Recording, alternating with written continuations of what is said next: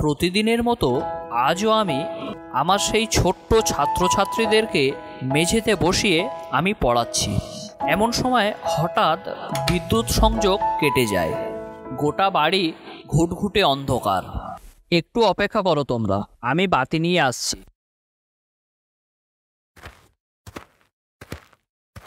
বিদ্যুৎ চলে যাওয়ায় তারা খুব খুশি। তারা ভেবেই নিয়েছে আজ আর পড়া হবে না। এর মধ্যে একটা বাচ্চা বলে উঠল, ইয়া কি মজা, আজ আর পড়া হবে না। সেই সময় আমি বাতি নিয়ে প্রবেশ করলাম। কেন পড়বে না? এই তো আলো নিয়ে এলাম।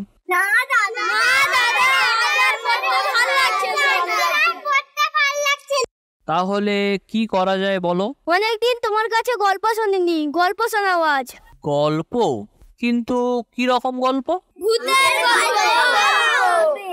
কি এমন সময় ভূতের গল্প শুনবে তোমরা? ঠিক আছে, তোমরা যখন বলছো তবে তাই হোক। এই অন্ধকারে কিন্তু ভূতের গল্প ভালোই জমবে, বলো তাহলে শোনো বলি। আমি তখন একটু ছোট ছিলাম, বয়স কত হবে, ওই 15-16 হবে বোধহয়।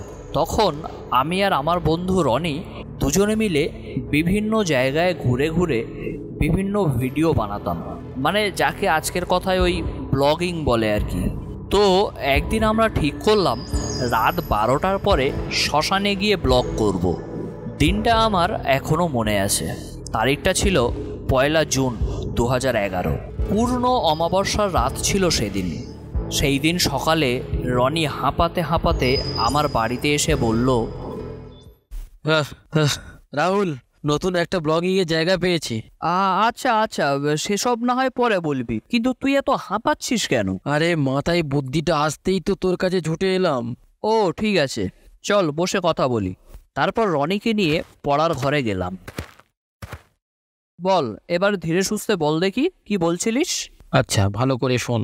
একটা ব্লগিং এর প্ল্যান আছে। হ্যাঁ সে তো বুঝলাম, কিন্তু কি?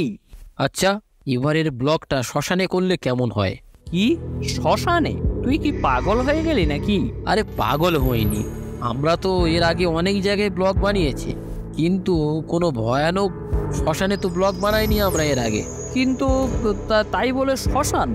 আর কোনো জায়গা পেলি না? আরে চল না, খুব মজা হবে। রনি অনেকবার বলার পরে আমি রাজি হয়ে গেলাম, কিন্তু কবে আর কোন শ্মশানেই বা যাব আমরা, সেসব কিছু ভেবেছিস? সব ভাবা আছে। ওই যে পাশের পাড়া শ্মশানটা আছে, ওখানেই যাব। কবে? কবে আবার? আজই যাব। আরে অমাবস্যা রাত, খুব মজা হবে। আজকেই? শোন, একটা টর্চ আর ক্যামেরা নিয়ে তৈরি থাকিস, আমি ঠিক সময় তোকে ডাকতে চলে আসব। কিন্তু কখন? ওই ধরে নে রাত 12টা। এই বলে রনি চলে গেল। আমি একটু ভয়ও পেয়েছিলাম আর একটু চিন্তায়ও ছিলাম। তারপর মনকে আশ্বাস দিলাম, ভূত টুত বলে কিছু হয় না, ও সব কাল্পনিক। তারপর সেদিন রাতে সময় মতো আমরা সবকিছু গুছিয়ে নিয়ে তৈরি হলাম। রনি দেখলাম 12টা বাজার একটু পরেই চলে এলো। তোর দেখছি খুব শখ ভূত দেখার। আরে ভূত প্রেত ওসব কিছু হয় না। তুই এত নিশ্চিত কি করে?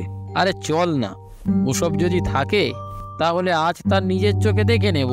আচ্ছা, আমাদের যাওয়াটা কি ঠিক হচ্ছে না? মানে আরে ওসব মানে টানে ছাড়, তুই বেকারই ভয় করছিস, আমি তো আছি।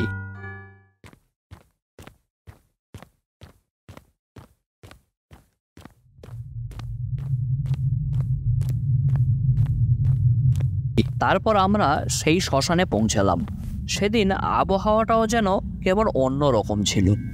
অমাবস্যার কালো রাতের অন্ধকার কোনো কিছু যেন স্পষ্ট দেখতে দিচ্ছিল না আমাদের।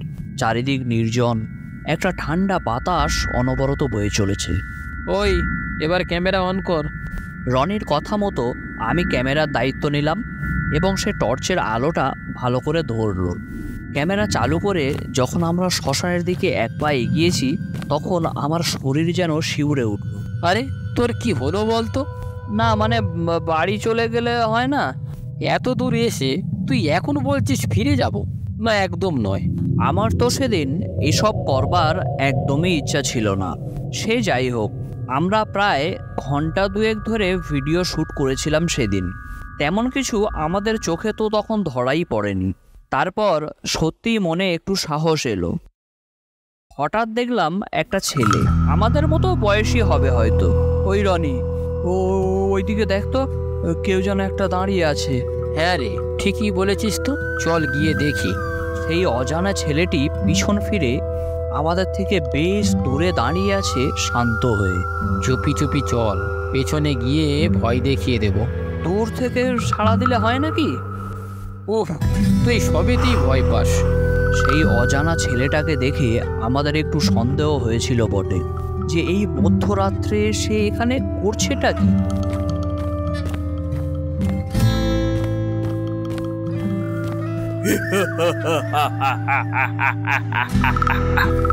ওরে বাবা রে!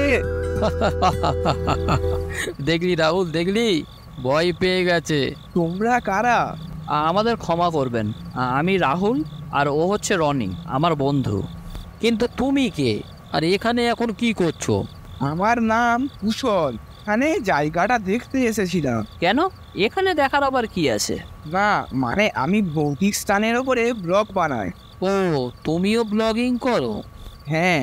এই দেখো, আমরাও তো ব্লগিং করতে এসেছি। আচ্ছা, তাই বুঝি। আপনি যে বললেন আপনি ভৌতিক স্থানের ওপর ব্লগ বানান, তো আপনি কি কোনোদিন ভূত প্রেত কিছু দেখেছেন?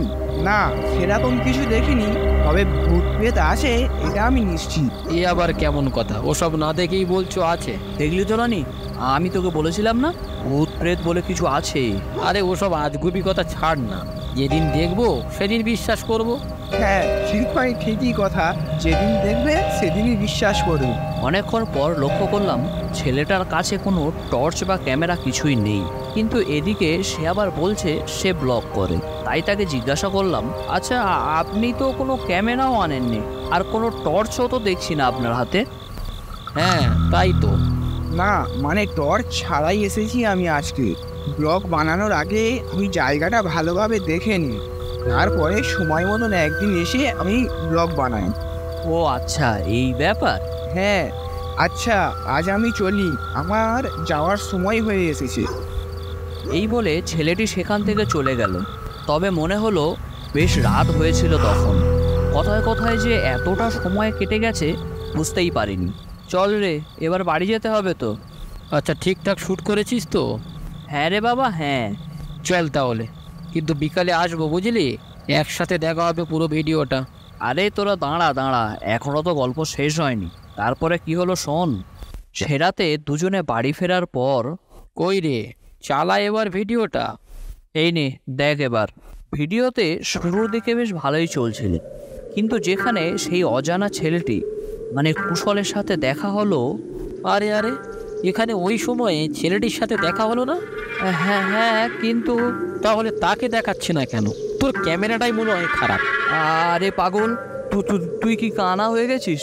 এখনো কিছু বুঝতে পারছিস না? আমাদের ক্যামেরা ভালো আছে, তোর মাথাটা খারাপ হয়ে গেছে। আমি তখন বলেছিলাম যাবো না, তুই মোটে আমার কথা শুনলি না।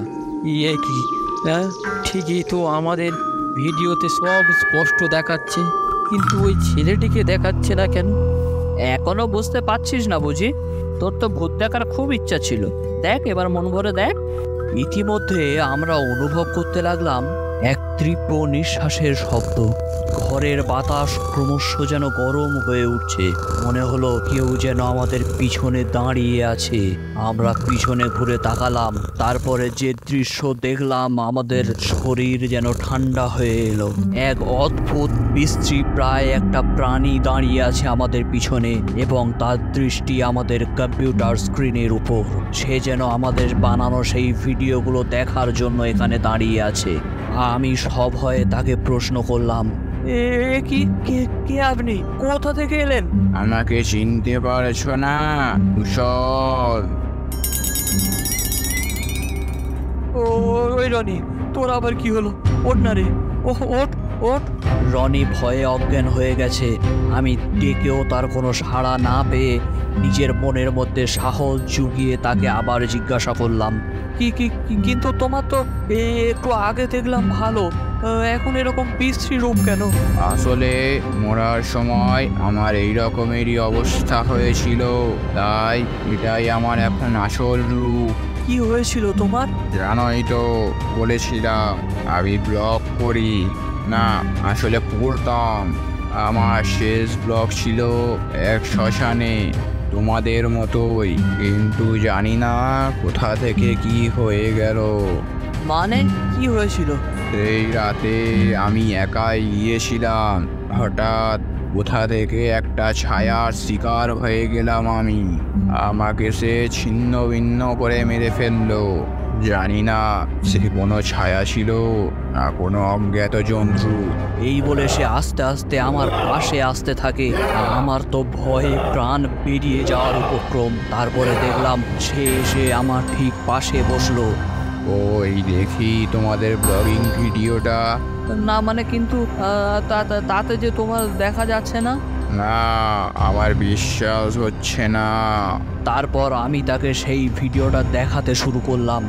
এই দেখো।